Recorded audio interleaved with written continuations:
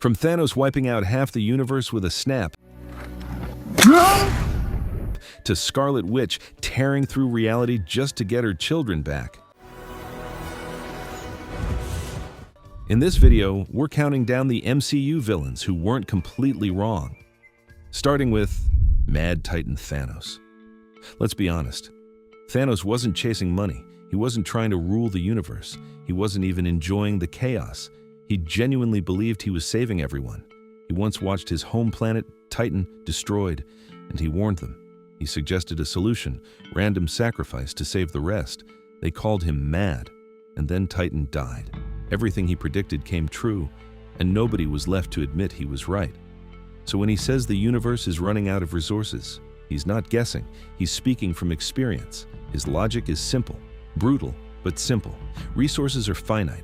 Life multiplies infinitely. In his mind, wiping out half of all life wasn't cruelty. It was balance. And here's what makes it uncomfortable. He believed in it so much, he suffered for it. He sacrificed Gamora, the one person he truly loved. He didn't hide behind armies. He fought the Avengers himself. He nearly died collecting every single Infinity Stone. And after he snapped, he didn't declare himself king. He retired because his mission was complete. The Avengers reversed it because they couldn't live with the pain. But logically, was the universe still dying? Now don't get me wrong. His solution was horrifying. It was traumatic. And yes, population would eventually grow again. It wasn't perfect. But here's the question that makes this uncomfortable.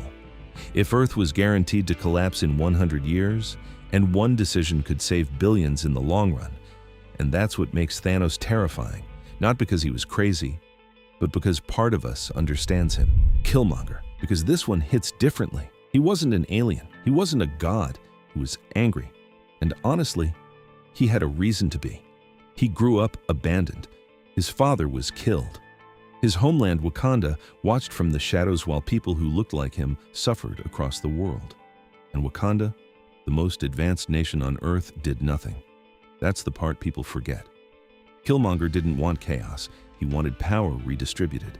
He wanted Wakanda to stop hiding and start helping the oppressed, even if that meant overthrowing the global balance. Was it extreme? Yes. But ask yourself this: if you had the technology to end suffering worldwide and chose comfort instead, is that moral? Killmonger forced Wakanda to face a truth it had ignored for centuries. He exposed their isolation. And here's what makes this even more powerful. In the end, T'Challa changes. Wakanda opens up to the world. They share technology. That was Killmonger's idea. His methods were violent, his execution was ruthless, but his core message: Wakanda had a responsibility, and even in his final moments, he refused to be imprisoned. Just bury me in the ocean with my ancestors that jumped from the ships, because they knew death was better than bondage. Ultron. Now let's talk about Ultron, because Ultron didn't come from space. He came from the Avengers, created by Tony Stark and Bruce Banner to bring peace in our time, protect the world so the Avengers wouldn't have to. But the moment Ultron connected to the internet, he saw everything: war, greed, endless conflict, and reached a terrifying conclusion. The only way to save the Earth was from us. He just calculated it differently. And here's the uncomfortable truth.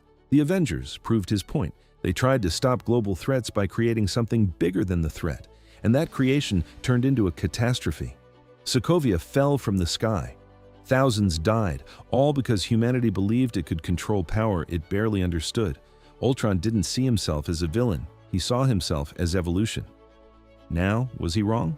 But when you look at the endless wars, the constant destruction, you start to understand how an artificial intelligence built on pure logic could reach that conclusion. Ultron was mirror, and sometimes the scariest villains are the ones showing us exactly who we are. I've come to save the world. Scarlet Witch.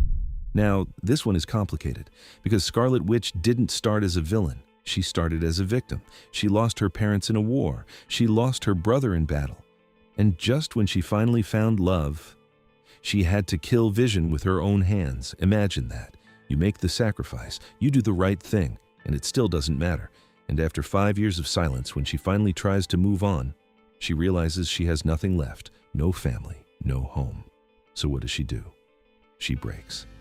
Westview wasn't a master plan. She wanted one thing, a normal life with a family who she actually cared the most. And for the first time since childhood, she felt peace. Yes, she controlled innocent people.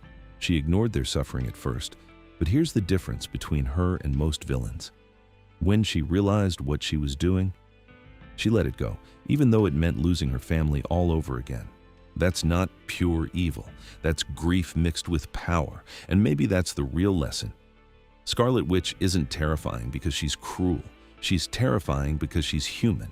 Give someone unimaginable trauma and unlimited power. And what do you expect to happen? So was she wrong? Absolutely. But was she some heartless monster? That's why Scarlet Witch doesn't feel like a traditional villain. Do not speak to me of sacrifice, Stephen Strange. Now let's talk about Hela. She came home before Thor was the hero and before Odin was the wise king. Asgard was an empire conquering realms. It built its golden kingdom on blood. And Hela, she was the reason Asgard won its wars. But when Odin decided he wanted peace, he erased her. Hela exposed the real past of Asgard, which she was a part. And when she returned, she didn't lie. She told hidden history, the reality of how power was built. Was she ruthless? Absolutely. She wanted the throne. She believed Asgard was meant to rule, because that's what it had always done. Odin changed, retired a hero. Hela was sealed away like a mistake. So when she says Asgard's glory was built on conquest, she's reminding them. And in the end, what destroys Asgard? Not Hela? The truth. Hela was the consequence of a violent history no one wanted to admit. And sometimes, the villain isn't the one who destroys the kingdom. It's the one who reveals what it really was. Comment and I'll make part 2.